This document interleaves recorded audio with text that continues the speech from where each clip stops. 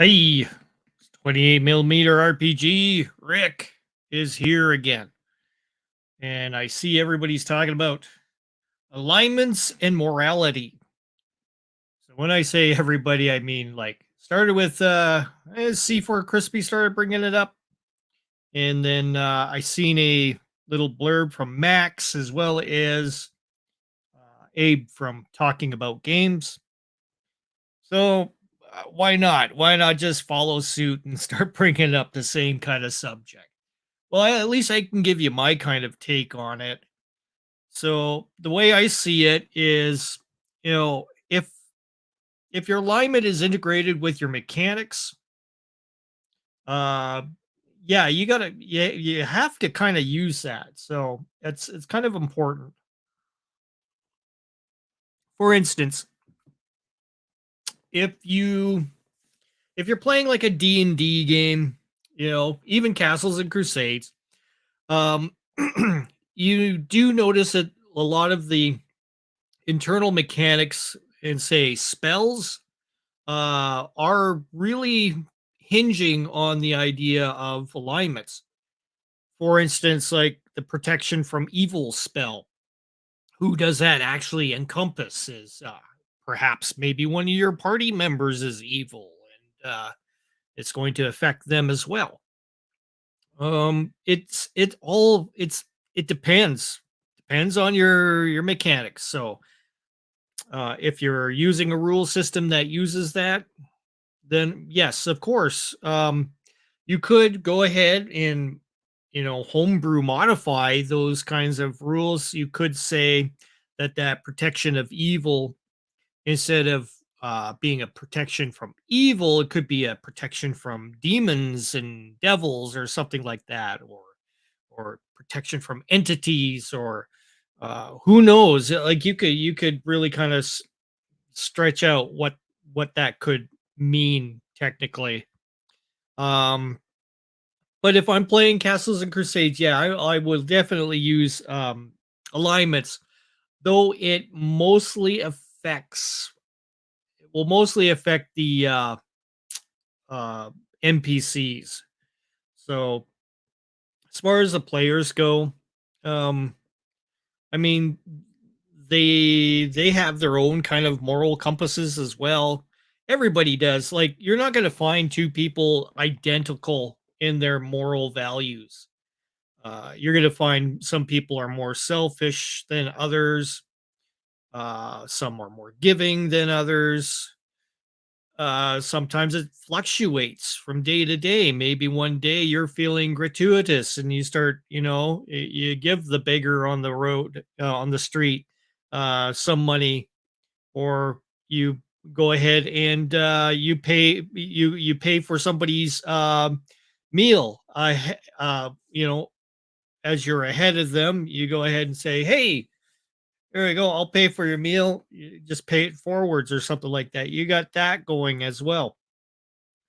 And does that fall under, good or evil? Are these good acts? Are they you know, are you impairing somebody's ability to, you know, to uh feel good about themselves for buying their own meal? It's all subjective.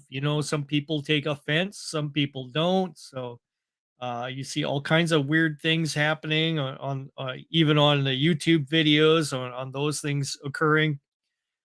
Uh, it's it's a weird world.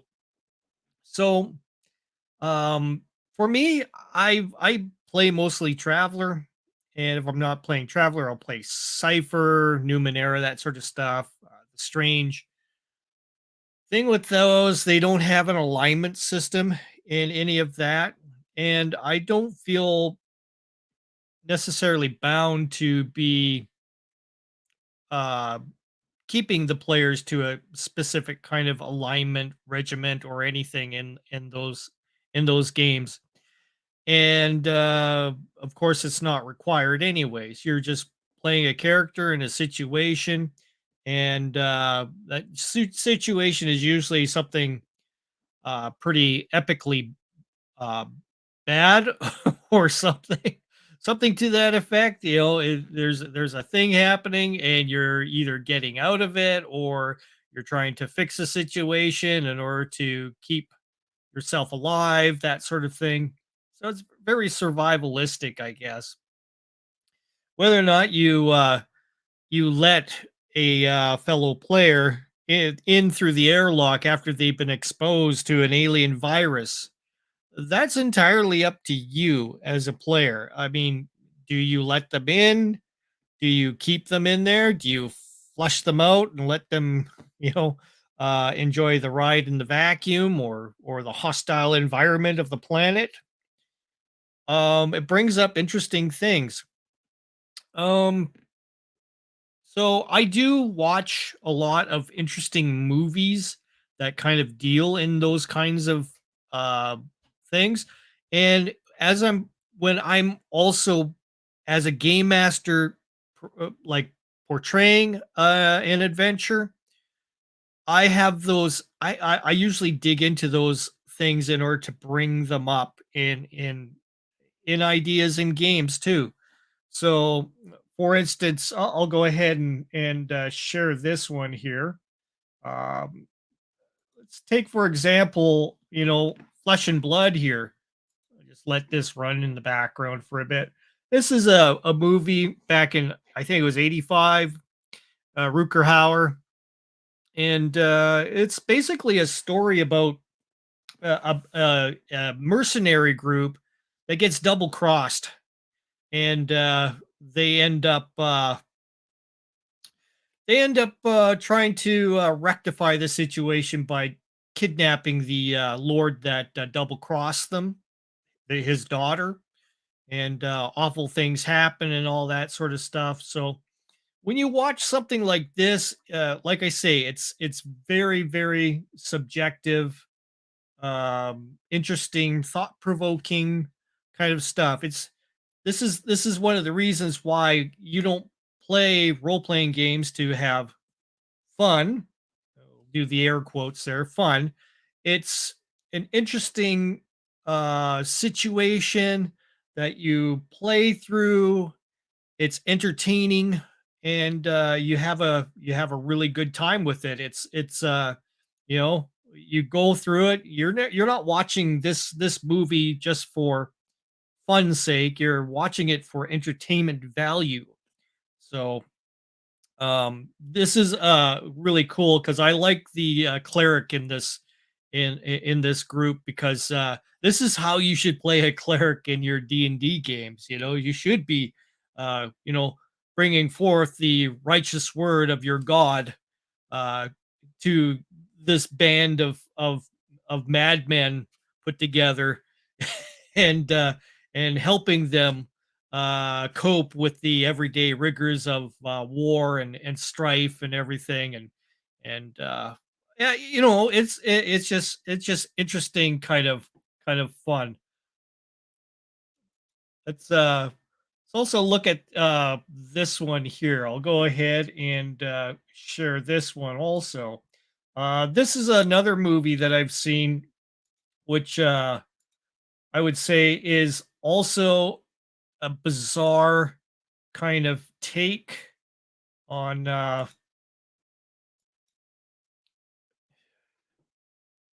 war itself. Um, it's called Come and See. It's on YouTube. Definitely, if you're interested in being a game master, getting into these kind of ideas of morality and stuff. This one is just totally. It's a very good cinematic kind of video. It's basically about this kid here, and you see the entire war. He's part of a partisan group against the Germans in World War II, and his point of view, like getting shell shocked and emotionally damaged, including all the other characters that he interacts in this whole thing. It just it's just mind blowing, and it makes you think about, what would happen if this happened in your country and stuff like that. And I like to watch these kinds of movies in order to kind of come up with these, ideas that I've never thought about. What would it be like to be in a rebel group of people trying to survive out, these this massive war machine that has invaded your country. And it brings in cool ideas for Traveler in particular. And there's no good or evil here. It's just this is what is happening, and it's occurring in such a weird way that I don't know. I just babble on about this, but you definitely have to watch it if you want to see something very interesting, really cool camera angles and stuff. But if you're going for that cinematic effect, you definitely want to watch a lot of these kinds of movies and interesting situations. Because this one is quite brutal, but it does have an interesting story to it. And that's what you're supposed to be doing in a role playing game is have a interesting situation, have it entertaining enough and thought provoking that you come out at the end of it going, "Wow, that was crazy." And I mean, we had an entertaining time, and yeah, it was just it wasn't fun. It was interesting. So and seeing scenes like this, slugging it out in the swamps and having wrecked boots, on your feet. um it's just it's things that you want to pull into your game to make it more immersive in certain ways. As far as being good and evil, this thing is, you know these guys are just surviving. That's all it is. um and in some ways, different characters will cope. The girl here, that Flora uh, bumps into, she's going through a massively traumatic experience, and to the point that uh, basically split her brain into two different personalities. And I guess one of them she calls Rosie, and the other is I think it's Natasha, or something like that is her name. I can't recall right now. But you see her like fluctuating between these two different personalities. See her crying at one time, then becoming uh you know inundated with laughter. And this is where Flora realizes she's freaking nuts. And but he ends up going through a lot of trauma too. And by the end of this movie, he's he's messed up. They did a lot of good makeup effects and everything through this whole thing. And it's just a bizarre kind of a movie. I just have to put that out there. If you want to watch, and if you want to delve into, morality kind of issues that come up, it makes for good, entertaining kind of role play if you add that in. It's not everybody's cup of tea. I'm pretty sure a lot of the mainstream guys out there just want to go ahead and be die rollers for the game and not even think about this kind of stuff. And I mean, that's if that's what you want to do, that's what you want to do. You just want to play a game and not worry about good, evil. Is what we are doing right? Is this the correct thing? Um, but the way I like my games, you're gonna get that in my playthroughs and my live plays online. And it's stuff that I'm trying to bring out as part of a role playing genre in itself that's kind of forgotten. And it's very cool to see, all these other uh, game masters out there putting out their videos as well, showing how to role play. We all role play differently, even amongst ourselves. With Shauner, with me, with you know Black Lodge Gaming guys, the Cast Party, Red Moon role playing, talking about games. Abe himself. We are all quite different in our styles and approach, but we all have things that we are gravitating towards in each other's stuff too. So we kind of look at each other's gameplays and pick out things that we like about certain things. But in my games, that this is what I'm trying to do is because Traveler, you don't have that meter of good, evil. It just is what it is. It's basically a survival game for your players in various situations. So, and that's the way I play it out. I'm never there as a game master to guide or push players into a certain direction. I will have NPCs that want things done and their goals succeeding. So you're going to see me as the game master posing those kinds of opposing views against the players sometimes. And sometimes they win out and the players give. And sometimes the players win out and the NPCs, give to the players themselves. And that's the cool kind of dynamic that you want to have in the game. Who's winning the tussle here of morality, and are they are they doing the right thing? And they start to question themselves, is this the right thing to do? And once again, it's just entertainment. It's an entertaining thing. Um, and I don't, you know, want my players to feel like they have to be actors or anything throughout this. I'll do my voices and stuff because I want the players to realize they're talking to Jack when they're speaking to the NPC Jack. When they're talking to Russ, they're going to be talking to a different kind of cadence and voice and tone. When I bring up, and I've that's just the way I game master. So you won't get that certainly in a lot of other games, or you might get a little bit more of a theatrical performance than me or whatever. Yeah, I'm just used to doing a performance in front of people anyways, so I just go with it. And I do what I do because I'm used to doing that. So um but anyways, that's basically all I have to really say on this subject.